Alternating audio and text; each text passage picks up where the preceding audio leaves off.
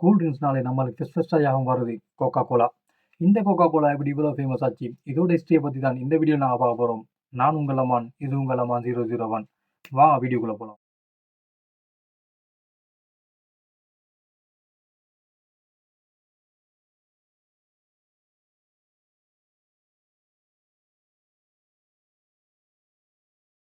1880ல் அமெரிக்காக்குள்ளே ஒரு civil war நடந்திருக்கு. அந்த சிவில் வாரில் ஜாயின் பண்ணவர் பேர் தான் ஜான் பெம்பர்டன். இவர் தான் கோகா கோலாவை உருவாக்கினவர். ஜான் பெம்பர்டன் அந்த வாரில் கலந்துக்கிட்டதால அவருடைய 2 கால்களையும் இழந்துட்டாரு. ஸோ தனது 2 கால்களையும் இழந்ததால் அவரால் எதுவுமே பண்ண முடியாது. எழுந்திரிச்சு நிற்க முடியாது, வெளியே எங்குமே போக முடியாது. தனிமையாக சில மாதங்களாக வீல் சேர்லேயே உட்காந்துட்டு இருக்காரு. தனக்கு எதுவுமே பண்ண முடியாதனால அவர் ஒரு ட்ரக் மேலே அடிக்ட் ஆகுறாரு. அந்த ட்ரக்கோட பேர் தான் மார்பெயின். ஆனால் சில வாரங்களுக்குள்ளேயே அவர் அந்த ட்ரக்கை விட்டுட்டு ஒரு ஆல்கோஹால் ட்ரிங்க் மேலே அடிக்ட் ஆகுறாரு.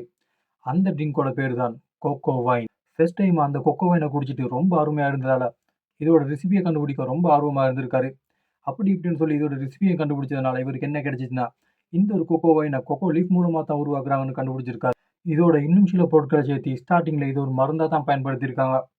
இதை குடிக்கிற மக்களுக்கு தலைவலி, மன அழுத்தம், ஒரு சில உடல்நல பிரச்சனைகளும் கூட அடைஞ்சிருக்கு.